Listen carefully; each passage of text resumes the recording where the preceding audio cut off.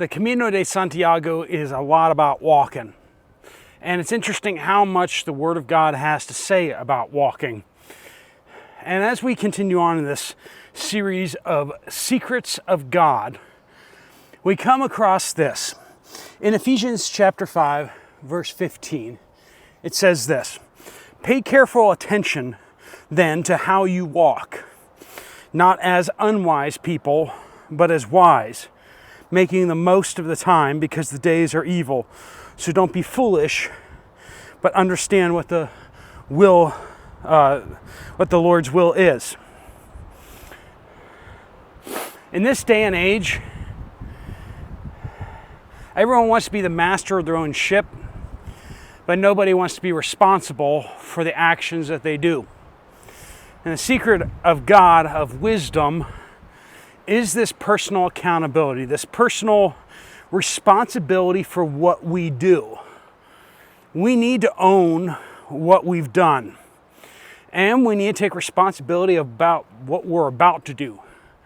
There is no, "Oh, I didn't know," or "It just happened."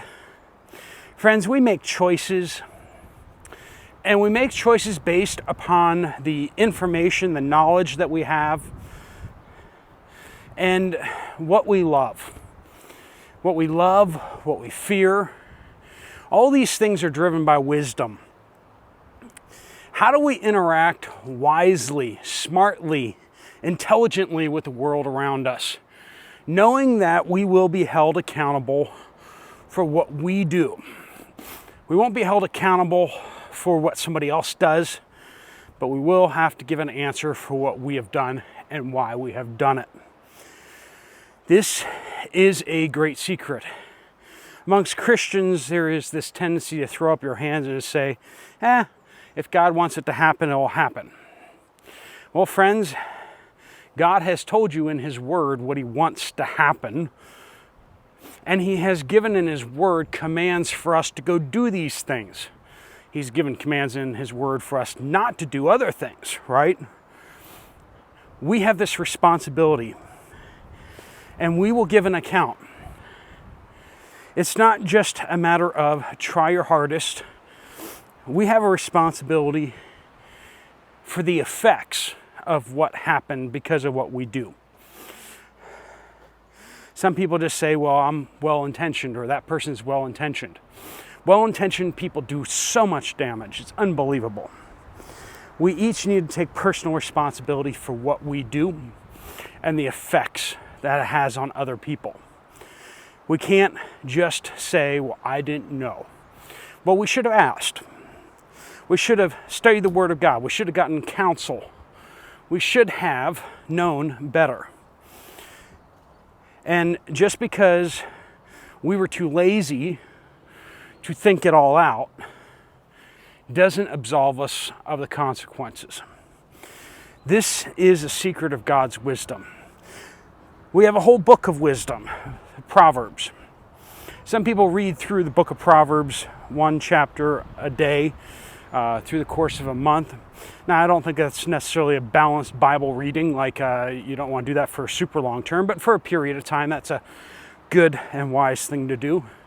Very practical thing, especially if you're using that to supplement other Bible study. We have Ecclesiastes, where the preacher thinks deeply about the questions and the meaning and purpose of life and what is the ultimate goal of life. And he finds that it is to work hard and to obey the commands, to obey God. Friends, we have so much information at our fingertips. We can reach out to get counsel, godly counsel from people around the world at a moment's notice. If you're in a crisis, there are quite a few people that will pick up the phone and answer your questions and give you their insight, their wisdom, their counsel. But do we really do that? Or do we just kind of do whatever we feel like doing? Do we do whatever's convenient for us at the moment or what we want to do at the moment? That's the real crux, isn't it? Friends, we need to want to do good. We want to be good people, but we also need to do the hard work of being good people. We need to not just do what is a nice thing to do. We need to do things that are hard and good. Sometimes it's easier just to roll down the window and throw a $5 bill in that person's cup than it is to actually engage with them. It's easier and it makes us feel better to do something like hand a sandwich to that homeless person rather than to give them a card and strongly urge them to go to the Christian ministry that will help them get them back on their feet. Why? Because that person doesn't want the card. They may already know of that Christian ministry, but they don't like the rules and they don't like the regulations. And you're out there subsidizing their refusal to go back and actually get their life on track. You're actually helping destroy their life. And we don't think that way when we hand them a $5 bill that they're going to go use to shoot up with. We don't think about that with the sandwich so that they can use the cash that they happen to get from the other cars to go use that on addictive substances. Or now, I'm not saying that you need to judge people or think that through, but we do have an obligation before God to not just do nice things for people, but rather to do good things, deep, meaningful things. Instead of throwing that $5 bill in that person's cup, perhaps what we need to do is give $500 to that Christian ministry that's helping people get back on their feet. We may not get the same pat on the back from ourselves. We may not get the same adrenaline kick. But friends, which is really going to make a more meaningful, impactful impact on people's lives, right? And I know this is hard. We've done so much Christian missions around the world that has hobbled and handicapped churches around the world. I've been to South America before, and when asked, like, what do you guys do for evangelism? They said, we don't do anything for evangelism. And why? Because the white people from America come down and do evangelism for us.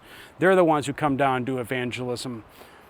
So they don't do evangelism because that's what white people do. They don't build their own churches. Why? Because that's what church groups from America do.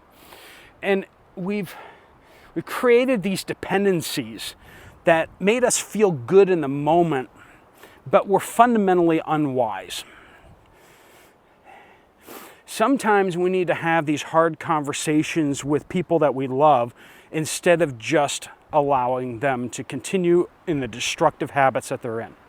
You see this with young men, right, who are still living at home and they're approaching the age of 30 or something like that. I'm not saying there's a necessarily cutoff age or something like that, but they're clearly not on the right path. Playing video games, not really taking a serious job, not taking a serious interest in their well-being in their life. By subsidizing them, once again, we are actually helping them destroy their lives. And it's just, there needs to be hard conversations. There needs to be expectations set. There needs to be accountability. Wisdom from above is first pure, then peaceable. This is not to be argumentative. This is not some rationale for being cold and stingy towards others. It's to not give somebody a pat on the back when what they need is something deeper. Wisdom requires us to think through the impacts of our actions, not just how it makes us feel. That's a secret of God.